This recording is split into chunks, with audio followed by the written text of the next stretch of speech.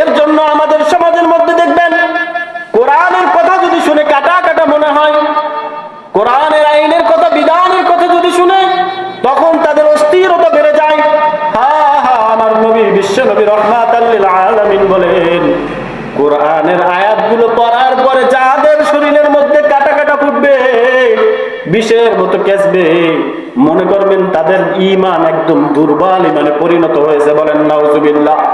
আর এই কোরআনের বাণী, এই আসমানি বাণী শোনার পরে যাদের হৃদয় শীতল হয়ে যায়, চক্ষু উদয় শীতল হয়ে যায়, রুহের মধ্যে একটা আনন্দ চলে আসে, নেক কাজ করার জন্য উদ্বুদ্ধ হয়, মনে করবেন এদের ঈমানটা আল্লাহ যাদাতুহুম ঈমানাও ওয়া আলা রাব্বিহিম ইয়াতাওয়াক্কালুন করে দিয়েছে। বলেন সুবহানাল্লাহ।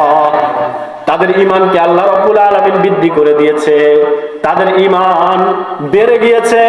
ও যুবক ভাই, কেন তুমি বুঝো না? এই কোরআন আল্লাহ তোমার জন্য নাজিল করেছে, এই কোরআন আল্লাহ আমার জন্য নাজিল করেছে, এই কোরআন আল্লাহ ঘরের আলমারির মধ্যে রেখে দেওয়ার জন্য নাজিল করেন নাই। এই কোরআন আল্লাহ রাব্বুল আলামিন ফেসবুকের মধ্যে, অ্যাপসের মধ্যে রেখে দেওয়ার জন্য নাজিল করেন নাই।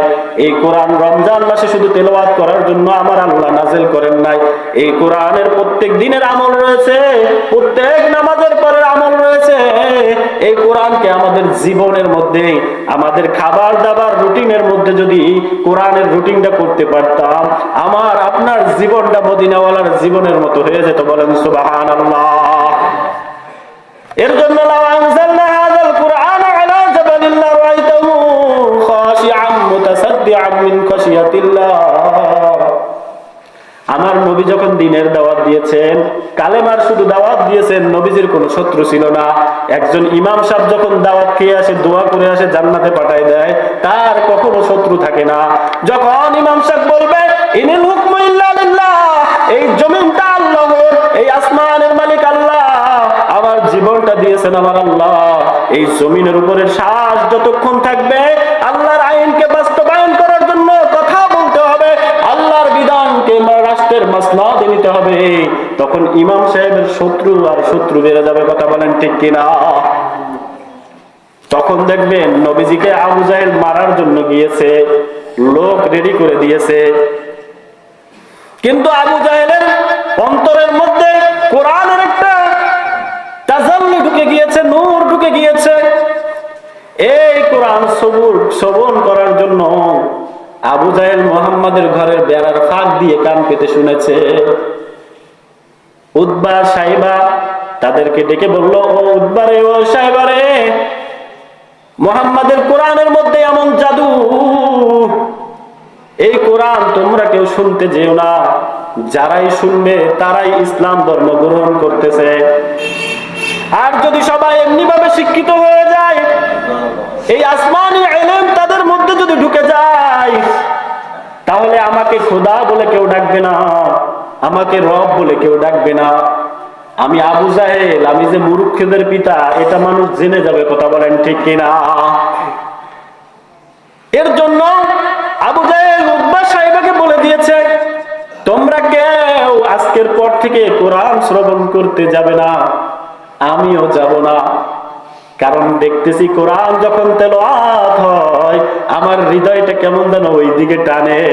এটা তো কোরআন না, এটা হলো জাদুর বাক্স। জোরে বলেন সুবহানাল্লাহ। এটা জাদুর বাক্স রে মুসলমান। তুমি আর আমি কিন্তু চিনলাম না। এই জাদুর বাক্সটা একটা ইতিম শিশুকে দামি আলেমে পরিণত করে দেয়। বলেন সুবহানাল্লাহ। একটা নর্দমায় পড়ে থাকা শিশুকে এই কোরআন বড় মুহাক্কিক আলেম বানিয়ে দেয়। বলেন সুবহানাল্লাহ।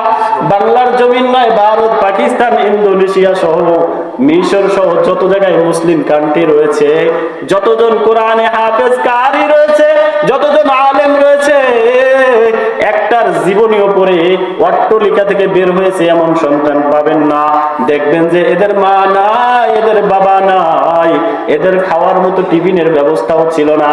এরা এর বাসায় ওর বাসায় খেয়ে আল্লাহ তাআলা তাদেরকে এমন বড় পরিচয় করে দিয়েছেন, আজকে আমি মারা গেলে আমাকে কেউ চিনবে না, তুমি মারা গেলে কেউ চিনবে না। তাদের নাম ইতিহাসের পাতায় আল্লাহ স্বর্ণ করে গেঁথে দিয়েছে, বলেন সুবহানাল্লাহ। এর জন্য এখন আবু জাহেল বলতেছেন এই কোরআন হলো জাদুর বাক্স, কোরআন শোনা যাবে না, আমি আজকের পর থেকে যাব না, তোমরাও যাবে না। হা হা, এই কোরআন কি ভুলে থাকা যায়? রাত্রি বেলায় আবু জাহেল এক কিনারে গিয়ে কোরআনের বাণী শুনতেছে, বলেন সুবহানাল্লাহ। আর নবী মুহাম্মদ রাসূলুল্লাহ সাল্লাল্লাহু আলাইহি ওয়াসাল্লাম দৈনিক যে আয়াতগুলো নাজিল হতো, এই আয়াতগুলোকে তিনি হেফজ করে ফেলাইতো, মুখস্থ করে ফেলাইতো। আবু জাহেল কান পেতে শুনতেছে, উতবা সাহেবা বলে আবু জাহেল তো আসবে না, চল চল আমরাও গিয়ে কোরআনের শ্রবণ করতে থাকি। এই শ্রবণের মধ্যে এত মজা, এটা একটা জাদুর বাক্স, জোরে বলেন সুবহানাল্লাহ। এবার যখন উতবা সাহেবা গিয়েছে কোরআন শোনার জন্য, শুনতে শুনতে শুনতে শুনতে পিছনের দিকে এসে দেখে একজন আরেকজনের গায়ের সাথে বাড়ি খেয়েছে, জোরে বলেন সুবহানাল্লাহ। আবু জাহেল লাফ দিয়ে বলে, তোমরা কারা? বলে, আমি উতবা। তুমি কে? আমি সাইবা। কালকে বললাম তোমরা কেউ আসবে না, আর আজকে সবাই চলে এসেছি। এমনি ভাবে কোরআন বন্ধ করা যাবে না, নবী এই মুহাম্মদকে দুনিয়া থেকে বিদায় দিতে হবে, বলেন নাউজুবিল্লাহ। আমার আল্লাহ যদি কাউকে রাখে, দুনিয়ার কোন মানুষের ক্ষমতা নাই তাকে জীবন্ত হত্যা করার। আর আমার আল্লাহ যদি কাউকে ডাক দেয়, গোটা পৃথিবীর মানুষের ক্ষমতা নাই তাকে রেখে দেওয়ার। আমার আল্লাহ রব্বুল আলামিন যদি চায় 1400 বছর মিশর জাদুঘরে ফেরাউনের লাশকেও দেখায়। আমার আল্লাহ যদি চায় 3 দিন 4 দিন 7 দিন 41 দিনের মাথায় মাটির সাথে লাশকে বিলীন করে দেয়। কথা বলেন ঠিক কিনা? ও ফেরাউন, তোমার লাশ যে কফিনের মধ্যে রয়েছে, মিশর জাদুঘরের মধ্যে রয়েছে, দুনিয়ার মুসলমানেরা ইতিহাস জানেননি, জানেন না। একটু ঘেটে দেখেন, তাকে কোনো কেমিক্যাল ছাড়া, কোনো মেডিসিন ছাড়া অমনি ভাবে রেখে দেওয়া হয়েছে, বলেন সুবহানাল্লাহ। আবার আল্লাহ রাব্বুল আলামিন বলেন, যারা দুনিয়ার মধ্যে গাদ্দারি করবা, আমার কোরআনের বিরুদ্ধে আচরণ করবা, আমি আল্লাহ রাব্বুল আলামিন তাদেরকে ধ্বংস করে এমনি ভাবে ওই ফেরাউনের মতন এক একটা স্মৃতি করে রেখে দেব, বলেন নাউজুবিল্লাহ। আবু জাহেল বলতেছেন, দিন যদি কায়েম হয়ে যায়, ইসলাম যদি প্রতিষ্ঠা হয়ে যায়, ইনিল হুকমু ইল্লা লিল্লাহ যদি সমাজের মধ্যে দায়ী হয়ে যায়, তাহলে আমি আবু জাহেলকে কেউ লিডার হিসেবে মানবে না, আমাকে কেউ আল্লাহ হিসেবে মানবে না। এর জন্য মুহাম্মদকে হত্যা করে দাও, মুহাম্মাদের কোরআনকে পুড়িয়ে দাও, জোরে বলেন নাউজুবিল্লাহ। ও দুনিয়ার মুমিন গো, আজকে কোরআন আমার আপনার সংবিধান, আজকে কোরআন এই আইন হলো আমার আপনার। এই আল্লাহর জমিনে আল্লাহর আইন যদি বাস্তবায়ন হয়ে যেত, তাহলে জাহিলিয়াত দূর হয়ে যেত, অন্ধকার দূর হয়ে যেত, মা বাবাকে বৃদ্ধাশ্রমে যাওয়া লাগতো না, এতিম এতিম শিশুরা পড়ে থাকতো না। আজকে ইসলামী রাষ্ট্র কায়েম হলে জাকাতের টাকা দিয়ে গরিবরা সব ধনী হয়ে যেত, জাকাত দেওয়ার কোনো জায়গা থাকতো না।